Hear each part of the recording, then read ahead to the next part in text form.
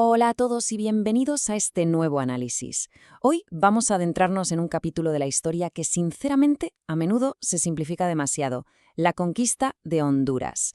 Y ojo, porque comprender estos eventos es absolutamente crucial para entender cómo se forjaron las bases de lo que hoy es Centroamérica. O sea, quitaos de la cabeza esa idea de un simple descubrimiento o una transición pacífica. Nada de eso. Fue una colisión caótica, una apuesta de altísimo riesgo, un choque brutal de pura ambición y sobre todo de una feroz resistencia indígena. Imaginad el territorio como un gigantesco tablero de ajedrez, pero donde las piezas no solo luchan contra el oponente que tienen enfrente, sino que también se apuñalan por la espalda entre ellas. Pues bien, de eso exactamente es de lo que vamos a hablar hoy. A ver, fijaos en esto. Lo que a simple vista parece un documento antiguo más, polvoriento y aburrido, es en realidad un registro histórico apasionante. Es literalmente la crónica de una carrera a tres bandas por controlar el territorio. Nos cuenta quiénes formaban las diferentes expediciones, quién las lideraba, en qué año exacto desembarcaron y contra qué caciques se partieron la cara. Es el registro directo de una invasión implacable que, queramos o no, definió el futuro de toda la región. Bueno, para que no nos perdamos en este auténtico rompecabezas histórico, vamos a seguir esta ruta. Primero, hablaremos de los tres gobernadores en pugna. Segundo, repasaremos las rutas de la conquista. Tercero, nos centraremos en los caciques y la resistencia indígena. Cuarto, analizaremos el fin del empira. Y para terminar, en el punto 5, veremos las leyes de Indias de 1542. Vamos a por ello. Empezamos con el punto 1. Tres gobernadores en pugna. La rivalidad a tres bandas. Porque claro, antes incluso de que las espadas llegaran a cruzarse en plena selva, ya se había desatado un conflicto brutal de egos y ambiciones geográficas. Y es que el territorio que hoy conocemos como Honduras era una joya codiciadísima. Era el Gran Premio. Y esto provocó una lucha de poder encarnizada entre tres de los líderes coloniales más influyentes y, todo hay que decirlo, más despiadados de la época. Por un lado, Hernán Cortés, moviendo los hilos desde México. Por otro, Diego de Velázquez desde Cuba. Y finalmente, Pedrarias Dávila operando desde Panamá. Que quede claro, esto no era un plan organizado y bonito diseñado por la corona española. ¿Qué va? Eran tres señores de la guerra europeos compitiendo ferozmente por expandir sus propios dominios a costa de lo que fuera necesario. Claro, toda esa ambición política desde los despachos se tradujo en una estrategia militar demoledora sobre el terreno, una invasión desde múltiples frentes. Por un lado teníais las expediciones marítimas comandadas por figuras como Cristóbal de Olid y Gil González Dávila, y por el otro las incursiones por tierra, encabezadas por los temidísimos hermanos Alvarado. Fue un movimiento de pinza de manual, pero a escala continental. Básicamente acorralaron el territorio hondureño tanto por tierra como por mar, creando una presión asfixiante de la que era casi imposible escapar. Pasamos al número 2. Rutas de la conquista, trazando el caos. Con todas estas rutas ya establecidas y los ejércitos marchando, toca ver cómo se desarrolló esto en el tiempo, porque, os lo adelanto, no fue algo de un par de días.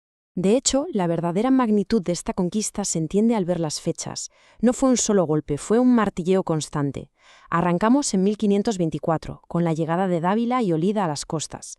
Un año después, en 1525, aparece el mismísimo Cortés en persona, y luego oleadas incesantes, 1526, 1530, 1536, con capitanes como Soto, Salcedo, Chávez o Alvarado empujando cada vez más hacia el interior, hasta llegar a 1539, cuando Montejo da por concluida la llamada pacificación. O sea, 15 años de expediciones españolas superponiéndose unas a otras. Fue un asedio total y absoluto. Y esto nos lleva inevitablemente al punto 3. Caciques y resistencia indígena, el coste humano. Porque la historia nunca está completa si solo nos fijamos en las flechas de los mapas dibujados por los europeos. Tenemos que cambiar el foco hacia las personas que vivían allí.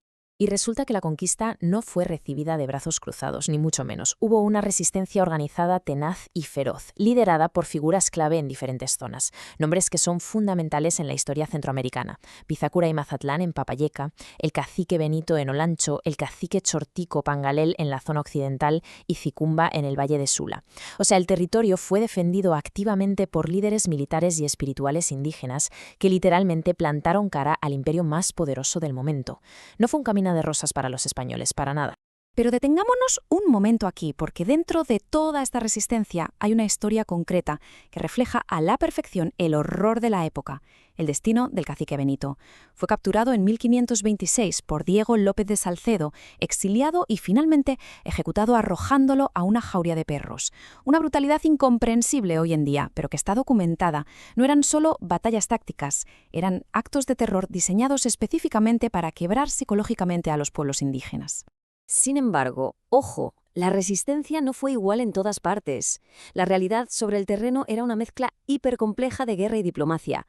Por un lado tenemos a Copán Galel, que libró batallas a vida o muerte contra Pedro de Alvarado en 1536, siendo el símbolo de la resistencia armada inquebrantable. Pero luego tenemos a Cicumba. Él también se enfrentó valientemente a las fuerzas españolas en el Valle de Sula. Pero, al final, optó por negociar un acuerdo de paz.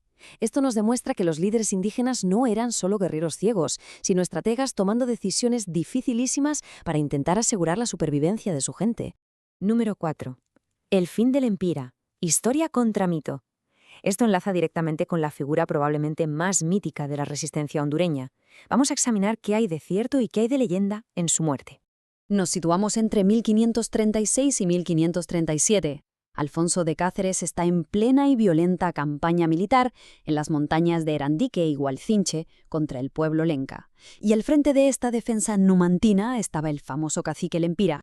Esta fue la gran batalla que definió a la resistencia lenca, un frente que supuso un dolor de cabeza enorme para los conquistadores.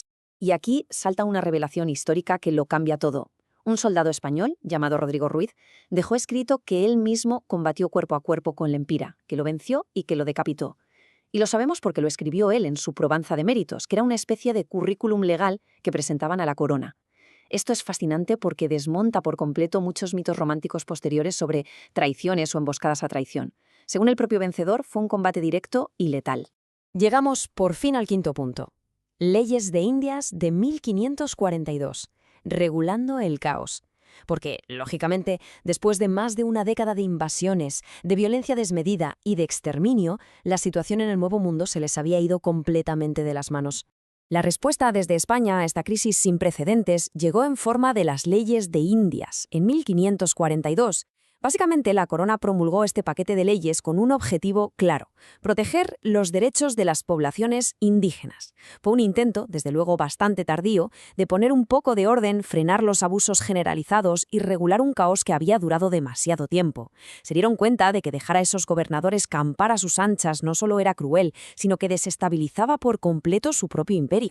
Y todo este recorrido nos deja con una reflexión final interesantísima. Hemos visto cómo documentos como la Probanza de Méritos servían básicamente para que un soldado pidiera tierras o dinero al rey. Entonces, si la historia la escriben en primera instancia aquellos que necesitan exagerar o demostrar su heroísmo para cobrar, ¿hasta qué punto eso moldea las verdades históricas que nos han llegado a nosotros hoy en día?